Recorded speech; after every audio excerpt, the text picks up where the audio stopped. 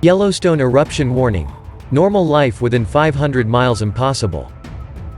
Yellowstone supervolcano poses an enormous threat to the U.S., with experts warning that normal life, within 500 miles of the volcano would be impossible, post-eruption. Yellowstone is one of a dozen supervolcanoes on Earth, each at least 7 times more powerful than Mount Tambora, which produced the biggest recorded eruption in history.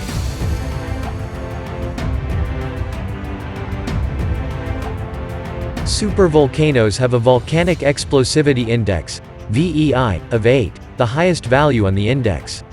In the past 2.1 million years, Yellowstone has erupted 3 times, the most recent having occurred roughly 640,000 years ago, and was 1,000 times bigger than the devastating Mount St. Helens eruption of 1980. The main feature of a supervolcano is the large magma chamber, an underground reservoir filled with hot, flowing rock.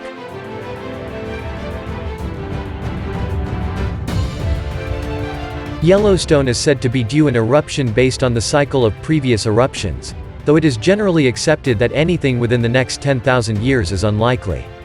This has not, however, stopped fieldworkers modeling prospective eruptions, as explored during Naked Science's documentary, Supervolcanoes.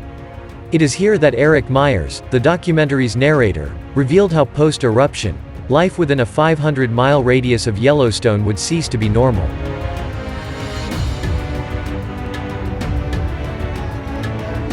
In 2004, scientists looked into the effects of past eruptions and used them to predict what might happen in any modern-day eruption. While the eruption itself would be devastating, Mr. Myers explained, for those who survived the explosion, it could get worse. DNA evidence suggests that the last supervolcano eruption created a mini ice age that nearly led to the extinction of the human race.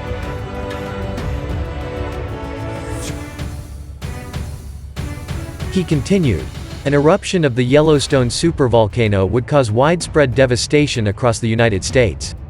On the first day, those spared by the initial blast would face pyroclastic flows that would sweep out from Yellowstone, destroying nearly everything within 60 miles.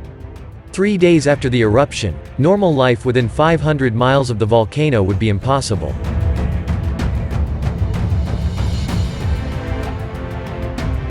Within a week, the center of the U.S. would be buried under a thick carpet of ash, killing thousands with a painful lung disease. Professor Michael Rampino, a geologist at New York University, considered how the deadliest part of the supervolcano eruption would be the gases that remain in the air, rather than the ash that falls to the ground. He visited an old tombstone in New Hampshire that reports the events of 1816, a year that became known as the "Year Without a Summer."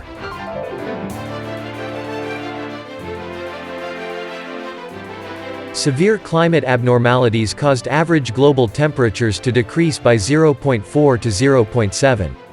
Evidence suggests that this was caused by the 1815 Mount Tambora eruption, the most powerful recorded eruption in history.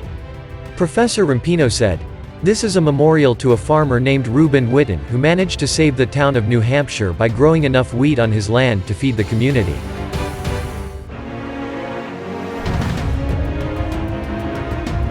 There was snow in June and frost in July, and again in August, that killed most of the wheat in the lowlands. But Reuben Whitten managed to grow enough wheat in the highlands here to feed the town. In 1816 the growing season in New Hampshire dropped from 120 days to just 16, with bad weather having caused harvests to fail in Europe and across the world.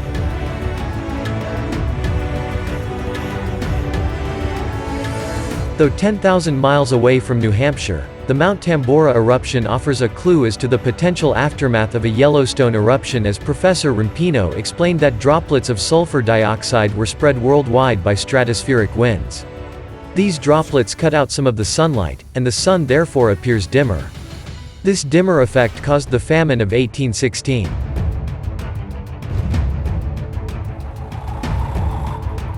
Some estimates suggest Tambora killed 71,000 people, twice as many as the devastating 1883 eruption of Krakatoa, mainly through famine.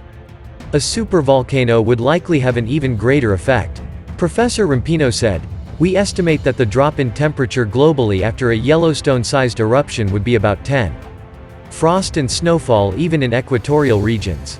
Tropical vegetation has no cold hardiness. so a frost in the tropics would kill off all the above-ground vegetation.